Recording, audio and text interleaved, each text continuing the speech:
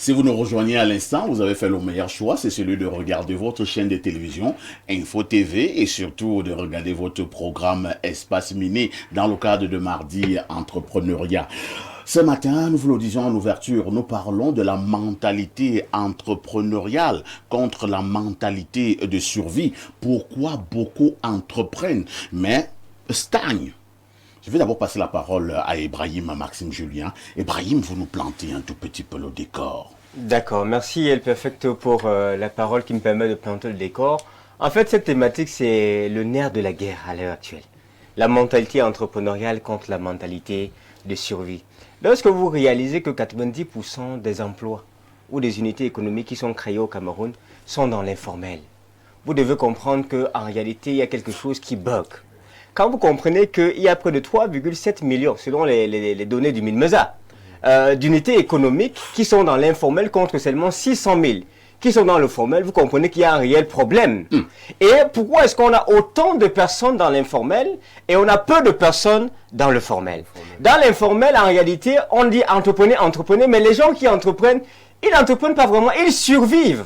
Parce que la mentalité entrepreneuriale, c'est une mentalité de croissance, c'est une mentalité de système, c'est une mentalité qui dit je vais mettre sur pied un système pour sécuriser mes marges, pour faire en sorte que le problème soit résolu ou que la croissance économique me vienne. Mais la mentalité de survie, c'est que, gars, il faut que j'ouvre ma boutique, que je fasse ceci, je puisse gérer ma femme, je puisse faire la cotisation, je puisse contribuer au conçu de ma maison. Et dans ce système de pensée mentale-là, où on a en réalité plus de 60% d'entrepreneurs au Cameroun qui sont focalisés sur la « gars, j'ai mes problèmes, gars, j'ai mes problèmes ». Ils veulent le cash maintenant et là maintenant. Fait en sorte qu'en réalité, on n'a pas autant d'entrepreneurs qu'on le croit.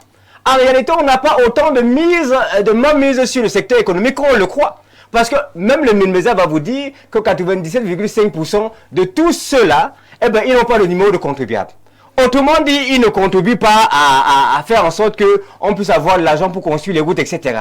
Et c'est un manque à gagner. Mais cette raison-là, la raison pour laquelle on a aussi beaucoup d'entrepreneurs qui sont dans la mentalité de survie, ils pensent qu'ils entreprennent, mais en réalité, ils survivent, ils mènent des activités pour survivre, et du coup, la destinée économique ou la croissance économique est remise en question, est le fait qu'ils répondent en réalité à un système.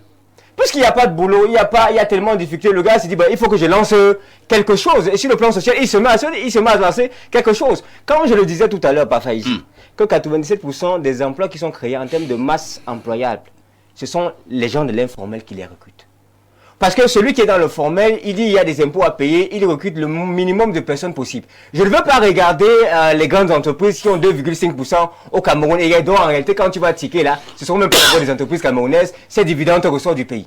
Je reviens sur le vrai tissu économique du Cameroun et je me rends compte qu'il y a deux mentalités actuellement sur le terrain. La mentalité de survie, gars, on fait pour gérer les charges qu'on a. Et ça n'aide pas le pays, ça n'aide pas le développement. Et on a la mentalité de croissance, qui est une mentalité entrepreneuriale, qui est une mentalité un peu plus systémique et pas de je gère comme je peux gérer aujourd'hui. Pourquoi ils stagnent? C'est parce qu'ils sont d'abord bloqués par la mentalité de suivi. Quand tu travailles pour le cash flow maintenant et que tu ne penses pas à demain, ben, aujourd'hui tu vas manger, mais demain tu pourras ne pas manger.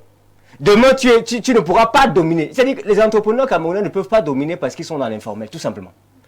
Ils ont la force. La semaine dernière, on parlait de réfléchir à voir comment est-ce qu'on pouvait faire en sorte que les revendeurs deviennent des producteurs locaux.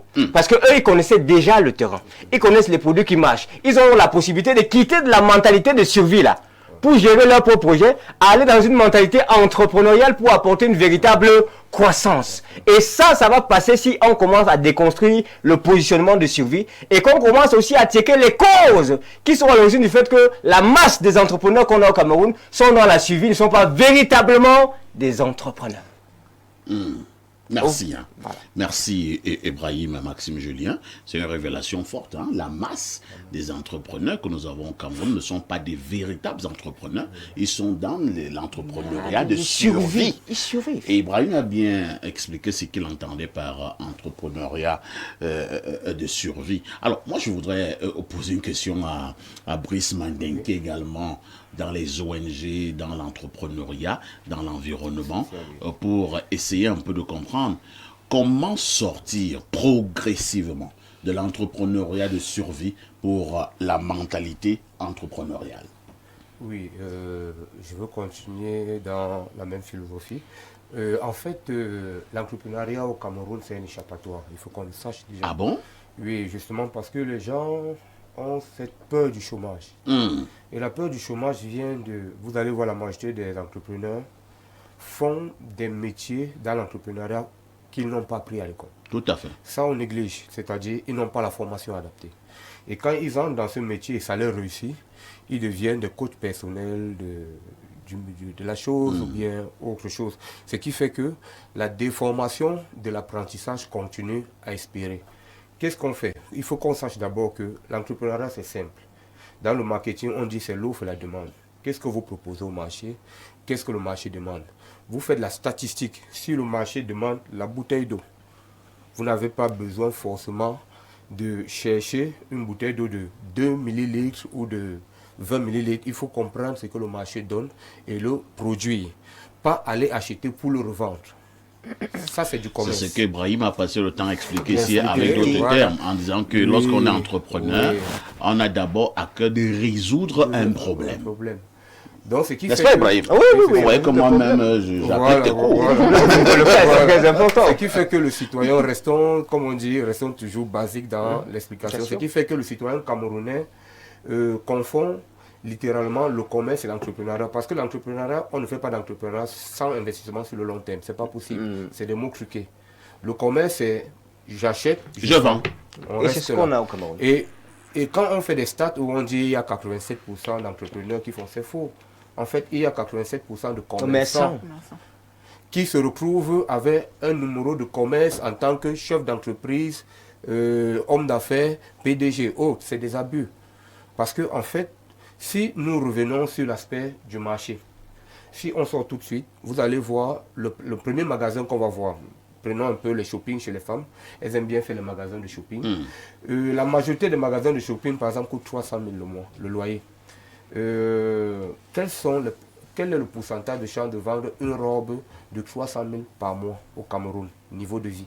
Voilà la première question qu'un entrepreneur se pose. Il se dit, le loyer ici ne sera pas rentable. Quand je vais sur les impôts et taxes, quels sont, on appelle encore ça quoi, le revenu sur les impôts de loyer me reviendra annuellement que l'État va me prélever. Quand vous avez fait les deux parenthèses, vous comprenez qu'il ne peut pas avoir bénéfice sur la prospérité.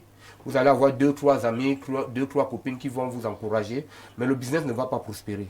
C'est pour ça qu'il faut réadapter la mentalité des jeunes Camerounais dans la formation et la création. C'est ce que la COUF a fait exactement au niveau du Cameroun, dans le secteur de l'entrepreneuriat social. Nous détectons un peu ce qu'on appelle les génies et le talent caché, parce qu'il y a des gens qui ont un talent, ils ont un génie, mais ils ne savent pas le développer. Qu'est-ce que la COUF a fait? La COUF a essayé d'abord de faire le truc le plus important, l'aptitude, c'est la confiance en soi. Il y a beaucoup d'entrepreneurs qui n'ont pas confiance en eux. Et ils se logent directement dans la vacation de suivi. Et quand on est dans la vacation de suivi, je vais prendre un exemple pour que les gens comprennent mieux. Le vendeur de porc à côté du bar, il fait plus de chiffre d'affaires qu'un ministre. Ça, les gens ne savent pas.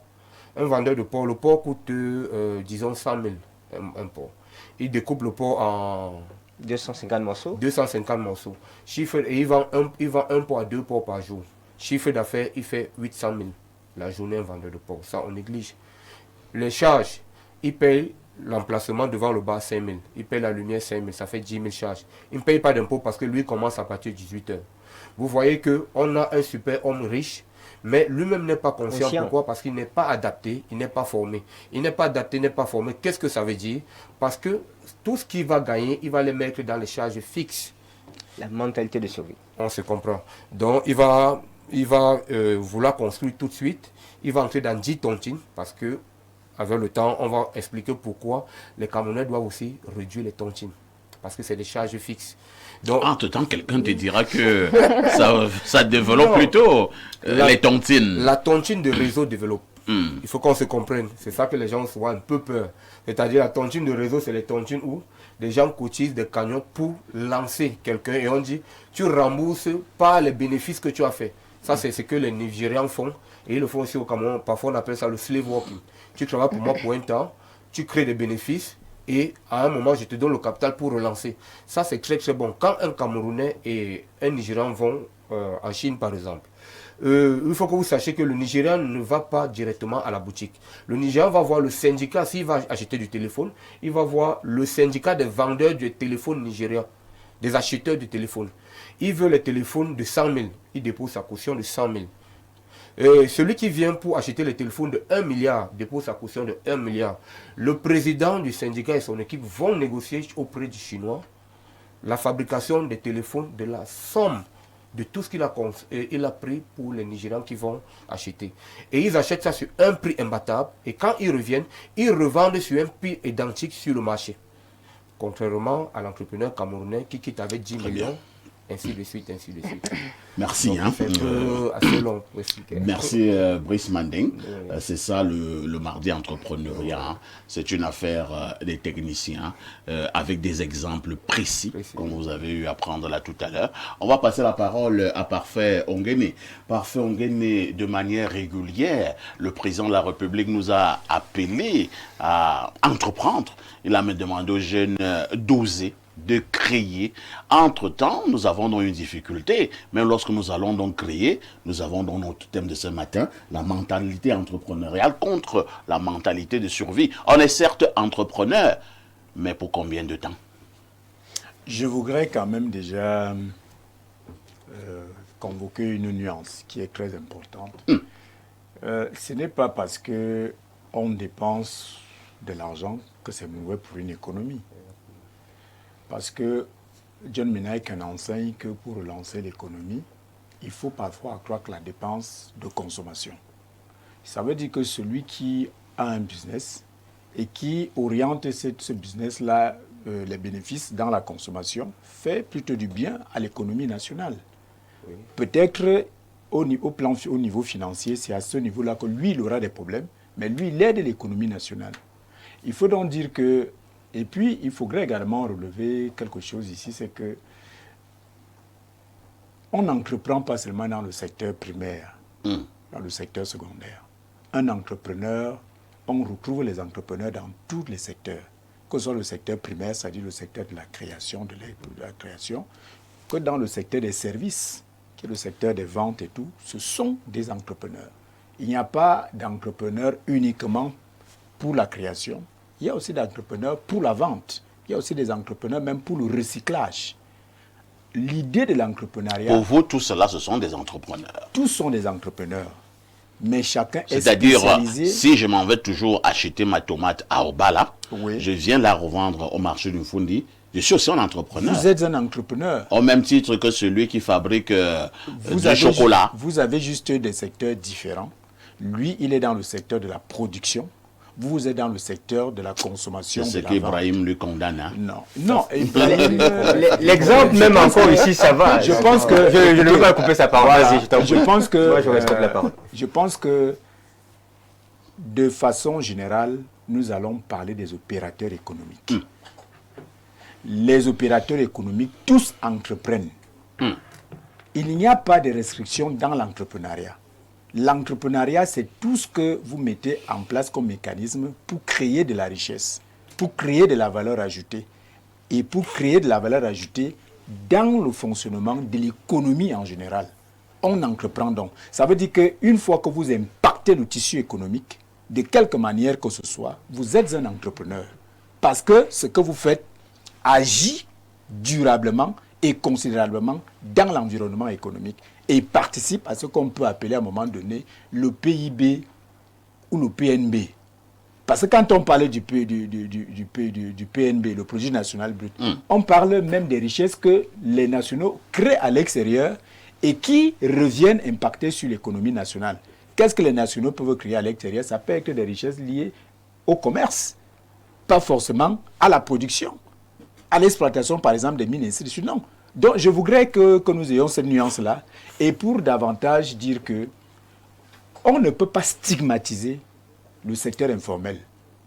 Parce qu'en économie aussi et en matière de création d'entreprise, on parle de l'idée du projet. Quand vous avez l'idée du projet, vous y allez de façon évolutive, de façon progressive, pour atteindre un certain niveau. On ne peut pas commencer une entreprise pour ceux qui n'ont pas la possibilité d'avoir accès au crédit bancaire. Ça veut dire qu'il a un projet, il a fait son étude de marché, et après, il va déposer à la banque, et la banque lui donne des financements pour créer. Il y a des gens qui sont, par eux-mêmes, obligés de chercher des financements, peut-être parce qu'ils ne sont pas encore éligibles à un certain type de financement, financement. Tu es donc obligé, pour ne pas rester oisif, de créer des mécanismes pour toi-même susciter ces financements-là, ou ce préfinancement. Et là, tu es obligé de commencer forcément dans le secteur informel. Et ce secteur informel est un secteur en réalité qui devrait préparer des gens à rentrer dans le secteur formel. Parce que le secteur formel, lui, il est beaucoup plus exigeant, notamment au niveau des respects des normes et tout, et qui ne peuvent pas te permettre de générer des ressources immédiatement. Alors, c'est à partir de ce secteur informel-là qu'on prépare son entrée au secteur formel. Donc, je pense qu'on ne peut pas stigmatiser le secteur informel, surtout dans nos économies encore embryonnaires, dans nos économies encore en difficulté, dans nos économies encore fragiles. Moi, je pense qu'il vaudrait mieux plutôt créer un encadrement type pour le secteur formel et un encadrement type pour le secteur informel. Là, ça permet un maillage important pour l'économie et pour l'insertion des jeunes en matière de création. Je veux chuter par là, si tu peux. Vraiment, en quelques secondes. En quelques secondes pour dire que, en réalité, c'est le terrain qui conditionne la manœuvre. Les jeunes ne veulent pas tout de suite mettre en place des business pour se construire une identité sociale. Mais c'est la mentalité. Nous avons encore une mentalité où nous sommes dominés par le fait qu'on est quelqu'un d'important dans la société parce qu'on est un fonctionnaire. Et le fonctionnaire... c'est une mentalité coloniale qui, malheureusement, continue de gouverner nos pensées et nos manières de faire. C'est-à-dire que quand on dit que Parfait Aïssi est journaliste, par exemple, à Info TV, et que Ibrahim Chérif est journaliste à la CATV, les gens auront tendance à penser que bon, j'ai peut-être prononcé des noms, c'était pas bien, mais je voudrais dire que voilà, les gens auront tendance à penser que l'un est supérieur à l'autre. Un peu comme quelqu'un qui fait son bobolo et qui vend son bobolo au marché et qui a même tout cet argent-là, mais qui admire le fonctionnaire qui a de la peine à mobiliser 250 000 par mois. Tout à fait. Mais elle ou lui est assis là, il gagne par mois 500 000, 1 million, parce qu'il vend son bobolo et tout, mais n'arrive pas à s'organiser de telle sorte qu'il soit épanoui dans son environnement parce qu'il a de l'admiration pour le fonctionnaire. Et qu'est-ce que le fonctionnaire lui fait? Le fonctionnaire, lui, il a sa logique, il a son argent, il sait que bientôt il va à la retraite. Et comme la logique de retraite voudrait dire que tu n'auras plus d'avantages, et ainsi de suite, il cherche à construire la maison, à épouser une femme. Voilà un canevas que les fonctionnaires se sont imposés du fait de leur profession. Mais tu vas voir que ce canevas devient comme un canevas universel. Tout le monde voudrait absolument le suivre. Merci. Et c'est à ce niveau-là qu'il faut condamner ou alors demander à ce qu'il y ait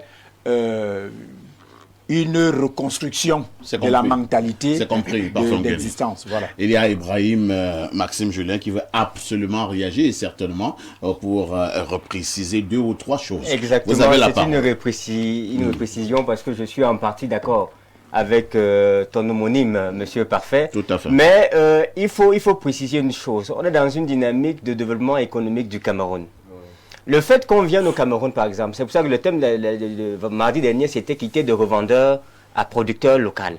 Le fait qu'on vienne au Cameroun, on vous prend le cacao, vous vendez le cacao à quelqu'un, il peut finir de le raffiner à l'extérieur, il vient vous le racheter à 10.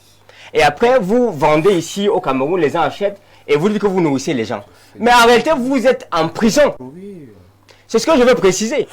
On ne peut pas avoir une masse entrepreneuriale. Je sais que l'entrepreneuriat aujourd'hui, l'informel, c'est une réaction. C'est-à-dire que l'environnement nous a conditionnés au fait qu'il faut nous battre. Maintenant, ce qu'on veut pouvoir déconstruire dans les mentalités, c'est qu'il faut vraiment, et là je vous encourage et j'appuie le fait que vous avez dit l'activité informelle doit être encadrée. Parce que oui, avant le formel, il faut l'informel. L'informel est fait pour tester, pour ajuster, pour améliorer avant de commencer à passer au formel où les choses sont mieux organisées. Mais la mentalité qu'on aimerait avoir, même au niveau des gens qui commencent dans l'informel, c'est la mentalité entrepreneuriale et non la mentalité de survie qui les amène, même quand ils ont 500 000 francs d'entrée, on ne ressent pas l'impact parce que lui, c'est qu'il est en train de survivre et il gère ses affaires. Et c'est là où il faut interpeller les entrepreneurs pour pouvoir changer. Donc, c'est ce que je voulais préciser. Merci. On passe donc la parole à Johanna Don Ambassa. Johanna, vous êtes dans le domaine de la cosmétique, vous l'avez dit. Bien sûr. Ça fait combien de temps, combien d'années? Ça fait à peu près 5 ans. À peu près 5 ans. Quelles sont les difficultés que vous avez eu à rencontrer ou alors où tout va bien? Je ne peux pas dire que tout va bien parce que si on vous dit un jour qu'un business va bien, ça veut dire que tout va mal. Donc, on trouve toujours des difficultés dans les business, mais on cherche toujours le moyen de s'adapter. Personnellement, quand je vais emboîter avec ce que mes compagnies sont dit aujourd'hui, pour ma part, je pense que tout le monde n'est pas appelé à être entrepreneur. Ah bon? Et de nos jours, tout le monde veut être entrepreneur. Ça, c'est ma vision des faits. Donc, si tout le monde devient entrepreneur, pour moi, qui sera plombier, qui sera électricien, qui sera professeur, qui sera médecin, qui sera. Donc, moi, par exemple, quand je commençais dans l'entrepreneuriat, il faut qu'on comprenne qu'avant cela, je dis d'abord médecin biotechnologiste. C'est-à-dire que je suis dans les laboratoires. Donc, je suis allée en formation. J'ai appris... Vous êtes d'abord médecin? Médecin biotechnologiste. Donc, je ne suis pas à l'hôpital, je suis au laboratoire. Il y a une nuance, c'est deux choses différentes. Voilà, donc ce qui veut dire que moi, j'ai suivi une formation. Pour être médecin de biotechnologie, je suis chimiste et biologiste de base. Donc, je suis une formation en chimie bien approfondie. Et cette formation-là que je veux utiliser parce que j'ai une vision, j'ai une passion dans la cosmétique. Je me dis, je veux faire des choses différentes, par exemple, de L'Oréal, de MAC, de NYX et toutes les grandes sociétés de cosmétiques qu'on a. Parce que moi, je me dis, étant femme, j'ai des problèmes de peau, par exemple, j'ai des problèmes de boutons, j'ai des problèmes de ci et de cela. Donc, qu'est-ce que je peux apporter au niveau de la cosmétique pour pouvoir aider d'autres femmes qui sont dans le même besoin que moi. Tout à fait. Donc, alors, je vais à l'école, j'apprends la chimie, je travaille avec d'autres compagnies de laboratoire pour pouvoir formuler des formules pour ne pas affecter la peau d'autres femmes. Et donc, maintenant, je me pose la question, quelle est la bonne stratégie que je peux avoir pour pouvoir ne pas tellement dépenser. Donc, moi, j'ai une stratégie, j'ai un business plan, j'ai ci, j'ai ça, et je fais des recherches. Ça m'a pris à peu près 1 à 2 ans avant de vraiment avoir tous les produits que je voulais. Je les ai testés, il y avait des ratés, j'ai renvoyé, je retestais et je retestais. Faire des produits aux États-Unis, par exemple, était extrêmement coûteux pour moi. Donc je me dis, il faut que j'aille un peu à l'extérieur, par exemple en Chine ou alors en Corée, pour pouvoir utiliser ces laboratoires-là avec les formules que je propose pour avoir un bon rendu et à prix bas. Et donc, quand j'ai commencé, bien évidemment, j'ai eu le support de la famille et des amis et tout cela. Je n'ai pas voulu prendre, comme les gens le font beaucoup, de prendre des crédits à la banque parce que je me dis, ça sera un gouffre financier. Si je commence dans le business une première fois, je prends un crédit à la banque, il y a les intérêts, il y a cela, je me mets dans un gouffre, je ne vais pas m'en sortir. Donc, je vais faire avec mes moyens de base. Donc, j'ai travaillé dans ma formation, j'ai économisé, j'ai investi et quand j'avais les rendements dans mon business, je réinvestissais encore. Parce que c'est ça le truc. Le truc, ce n'est pas de prendre l'argent qu'on a et commencer à payer les factures. C'est l'une des problématiques qu'on a ici en Afrique, mais en général, c'est que quand quelqu'un ouvre un business pour une première fois, pour lui, c'est que j'abandonne le travail que j'ai. Donc, tu as déjà un travail, tu as un salaire. Dès que tu ouvres le business, tu l'abandonnes. Tant que ton business n'est pas là où c'est supposé être, tu n'abandonnes pas ton travail parce que ton travail, à un moment donné, quand il y aura des zones basses, va t'aider à payer le loyer, va t'aider à payer tes employés et tout ce qui va avec. Donc, moi, c'est dans cette logique-là que je me trouve. Et j'encourage même les jeunes à dire, avant d'investir, ne faites pas ce qu'on appelle le suivisme moutonnier. Parce que telle personne a tel business, moi aussi je vais aller faire. Tu ne peux pas faire la même chose. Si moi, par exemple, je conduis la Tesla, tu ne peux pas venir conduire Tesla avec moi, tu ne sais pas combien ça coûte, les erreurs qu'il y a dans cette voiture, et si, c'est ça. Donc, si moi, je peux faire ceci, tu n'es pas obligé de faire la même chose que moi. Donc, que les gens prennent le temps, personnellement, à étudier le domaine de l'entrepreneuriat. Même si c'est les tresses, même si c'est je ne sais quoi que tu veux faire, prends le temps d'étudier. Est-ce que je peux, est-ce que j'ai la capacité, et ainsi de suite. Je pense qu'on peut tous constater que nous avons une grande professionnelle. Elle parle de ce qu'elle fait et non ce qu'on lui a dit. C'est ça le mardi entrepreneuriat sur Info TV. Alors, vous vous situez à quel niveau dans notre débat de ce matin, la mentalité entrepreneuriale contre la mentalité de survie? Vous êtes à quel niveau? Je suis au niveau de l'entrepreneuriat, non de la survie. La survie. Elle a dit l'entrepreneuriat et non. Et non la Et survie. non la survie. Parce que j'ai cru que vous disiez la survie. Non, je suis dans l'entrepreneuriat, non la survie. J'allais être un peu déçu. Merci, hein, Johanna. Merci. Alors, Alain Douk, quel est votre regard sur ce grand débat de ce matin, au moment où certains pensent que le fait de mettre sur pied quelque chose, n'importe quoi, vous êtes déjà entrepreneur. Oui, je veux saluer cette contribution de ton homonyme et tu permettras, et les autres aussi avec, que j'ai plutôt une approche philologique du sujet pour dire ce que moi je comprends de lui. On a mentalité qui vient de mentis, ou mens, l'esprit, l'intellect, entrepreneurial, adjectival, substantif venant lui-même d'entrepreneur, qui est à corréler avec entreprendre. Alors c'est quoi entreprendre? C'est initier des choses. Lancer des projets, poursuivre quelque chose. C'est ça entreprendre. C'est en ce sens que j'ai salué les nuances tout à l'heure faites par ton homonyme. Maintenant, survie. Quand on dit que quelqu'un survit, ben, c'est quelqu'un qui vient d'échapper un peu à la lisière. Il est à la lisière de la mort. Hein. Il n'est pas loin de l'article de la mort. Alors, et là, immédiatement, ça m'interpelle.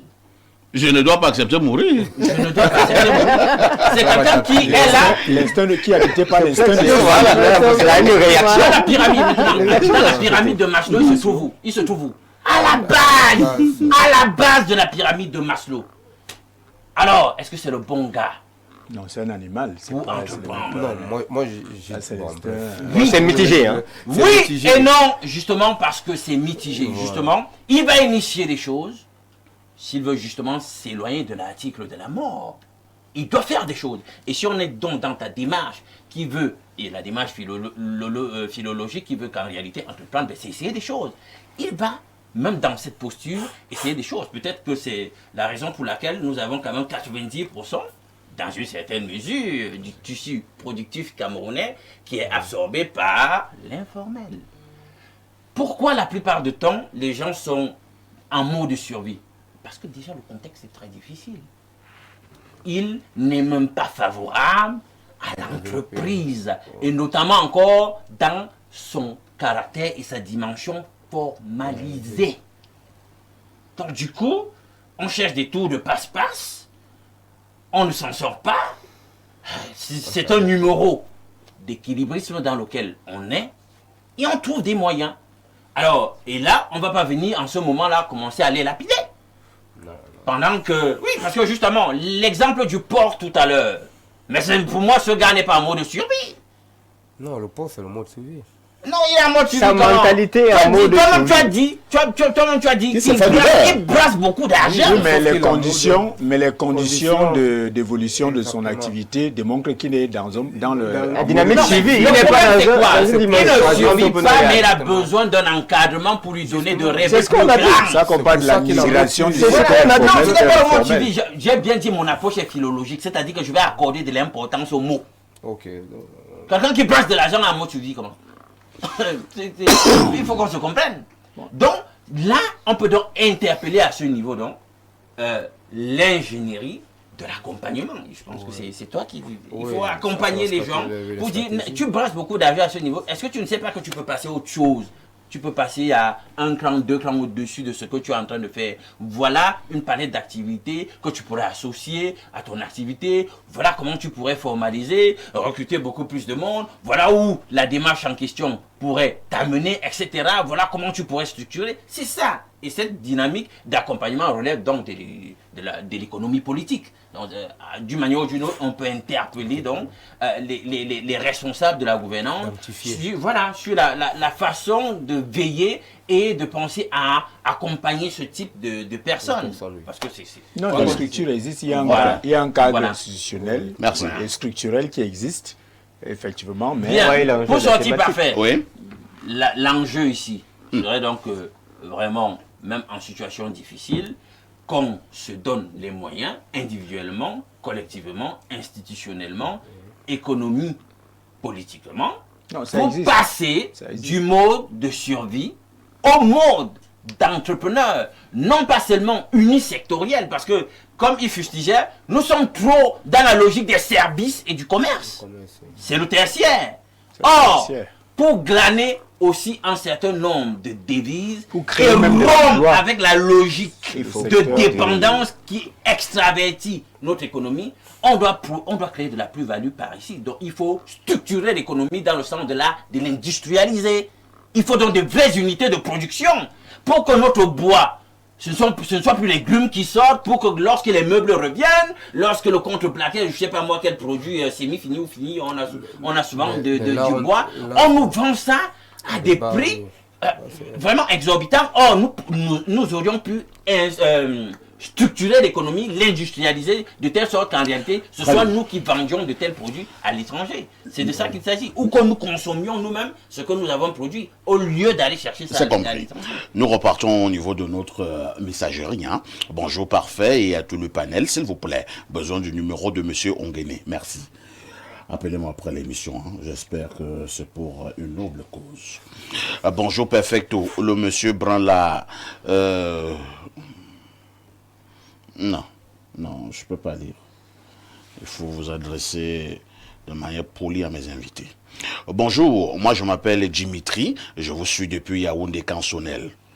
Bon, c'est tout ce qu'il a trouvé à dire ce matin. Merci de nous suivre. Quelqu'un me dit seulement ici, bonjour parfait ici. D'accord, c'est également un choix. Un autre message, hein. Bonjour le sac de modérateur. Après avoir apprécié votre belle cravate grise blanche assortie à votre belle veste grise, je vous félicite pour tes panélistes de qualité. Oui, c'est pas une veste. C'est très beau, hein, en veste gris. C'est pas une veste intérieure. Je pense que le poulet, C'est pas une veste intérieure. Alors, il continue en disant, j'ai trop aimé les interventions de tes nouveaux invités. Monsieur Ibrahim a du pain sur la planche.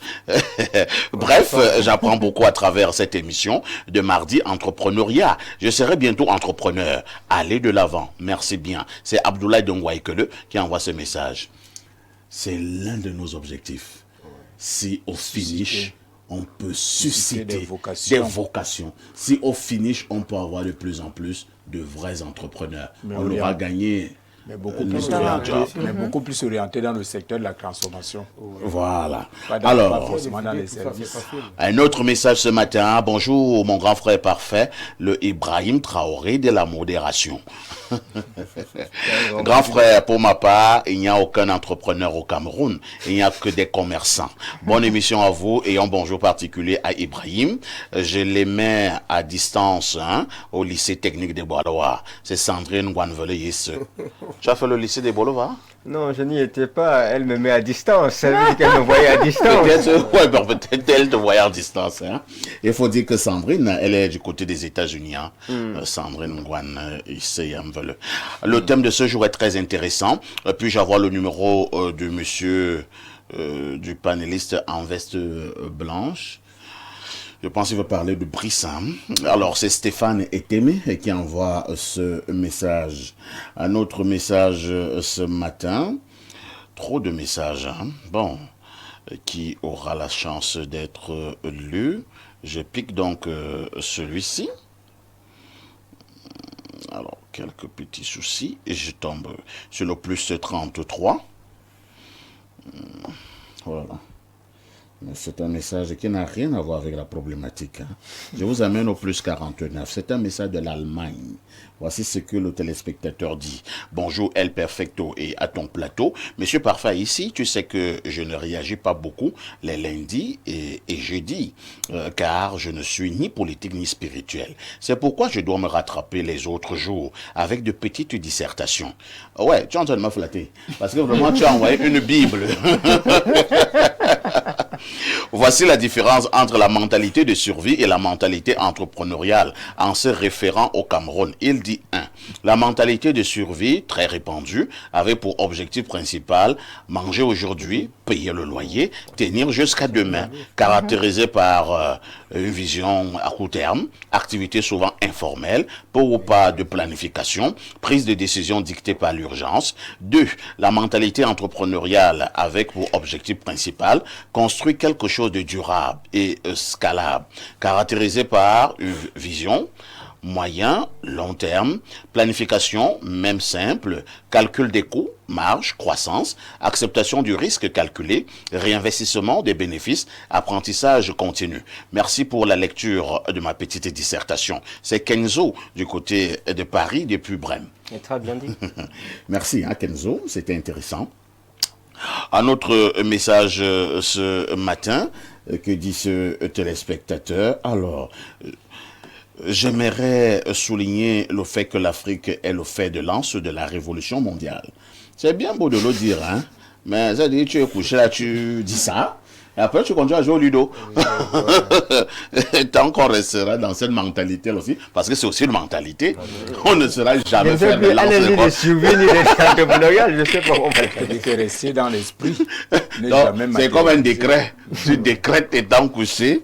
Alors, quelqu'un nous dit ici, sur 225, comme message de la Côte d'Ivoire, Shalom El Perfecto, le paragon du journalisme africain et international. Shalom à ton panel, aussi exquis que pointu, du latin prérendere, et qui signifie saisir ou prendre en main.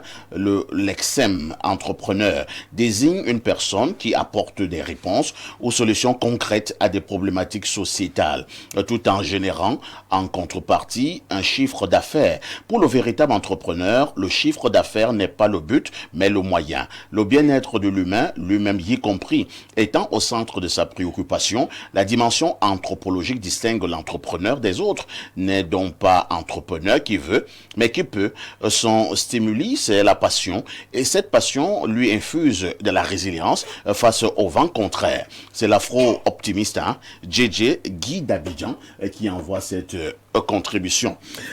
Alors, Brice Manding, que ce soit l'entrepreneuriat, la mentalité entrepreneuriale ou bien la mentalité de survie, n'avez-vous pas l'impression que l'ordre gouvernant, l'État devrait effectivement mettre un accent tout particulier? C'est bien beau que le président de la République puisse encourager les uns les autres à entreprendre, mais est-ce que le gouvernement met des mécanismes pour faciliter cet aspect des choses?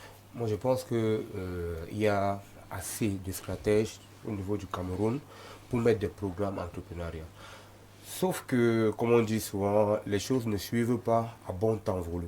Et justement, le rôle de l'État, c'est de sensibiliser, sanctionner, motiver et adapter les projets. Maintenant, comment le faire s'il n'y a pas des panels d'écoute, à part comme ce que vous créez?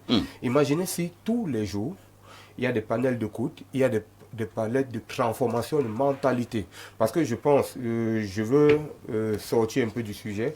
Il faut déjà dire que c'est la seule émission au Cameroun en télévision où on fait la promotion de l'entrepreneuriat. La seule. Mais c'est une émission également qui n'a pas véritablement l'écoute de l'ordre gouvernant. On trouve que tous les mardis, nous sommes là en train de plaisanter. Non, les choses se font, monsieur Parfait, les choses se font à bon temps voulu. Vous voyez, aujourd'hui, elle vient des États-Unis. Tout à fait. Moi, je sors d'un forum à Rio de Janeiro où mon sujet était, je représentais le Cameroun à ce forum où le sujet était sur l'économie et l'impact des communautés dans le bénéfice. Qu'est-ce que les communautés gagnent au travers des sociétés qui viennent investir dans leur localité. On peut le réadapter au niveau du Cameroun de façon simple, c'est-à-dire il faut que vous sachiez aussi que l'État est débordé. L'État est débordé parce que tout est urgent. On est dans un pays où tout est urgent. Et il y a quelque chose qui peut redynamiser l'entrepreneuriat. La symbiose avec la diaspora, il ne faut pas la négliger parce que la diaspora a ce qu'on appelle une valeur ajoutée. Nous avons également une émission ici, la seule émission également en télévision, où tous les mercredis, nous parlons rien que de la diaspora. C'est la seule. Parfait. La diaspora vous aime bien. Moi, non, le tout n'est pas de dire elle m'aime bien. Elle m'aime bien. Elles connaissent tous vos petits noms et tout. Donc, la seule émission également au Cameroun, en télévision par les diasporas, c'est sur Info TV. Oui. Moi, j'ai écouté Yohan développer et c'est tellement curieux parce que j'ai envie de lui demander comment tu as fait, mais elle explique tout parce que ça fait partie de son expérience personnelle. Elle n'a pas adapté en passant par un mode de suivi. Sauf que il faut que les gens sachent que la suivi ici commence au niveau de la mentalité. Ce n'est pas toujours le chiffre d'affaires. Parce que la même, Yohan, vous la mettez dans un pays désertique, elle va créer de la richesse. Tout à fait. Parce qu'elle regarde l'opportunité, elle fait l'étude pas l'étude du marché, l'étude de l'opportunité. Vous savez, 99% d'entrepreneurs échouent parce que vous avez fait une magnifique étude de marché, vous avez le capital, vous avez du potentiel, vous avez mis tous les risques de côté. Et quand vous ouvrez votre entreprise, il y a le seul risque que vous négligez. Vous allez me demander qu'est-ce que c'est? Naturellement. Le risque du personnel. Est-ce que vous étudiez l'éducation, la mentalité de ceux qui viennent travailler pour votre entreprise? Beaucoup d'entreprises au Cameroun, on ne le dénonce pas assez, beaucoup d'entreprises tombent parce que le vendeur, l'employé n'est pas adapté à votre structure. Et justement, il n'a pas votre vision. Il n'a pas votre vision. Et il n'y a pas de formation pour ça au Cameroun, malheureusement. Amener des gens qui ont de la vision pour des patrons. Parce que tout le monde aimerait être patron. Vous êtes en concurrence avec vos employés, vous êtes en concurrence avec les concurrents d'à côté, c'est compliqué. Donc, pour revenir à ce que vous étiez en train de demander au niveau de l'État. Et on chutera. Oui, qu'est-ce que l'État peut faire? L'État peut juste, vulgariser la promotion et adapter, c'est-à-dire adapter le sujet de l'entrepreneuriat au plus profond de tout ce qu'il met en pratique dans ces communes, en passant par les mairies. C'est le rôle des mairies de le faire justement. Essayer de créer des richesses qui peuvent permettre que le développement soit fait par secteur. Parfait, on gagne dans un pays pauvre et très endetté.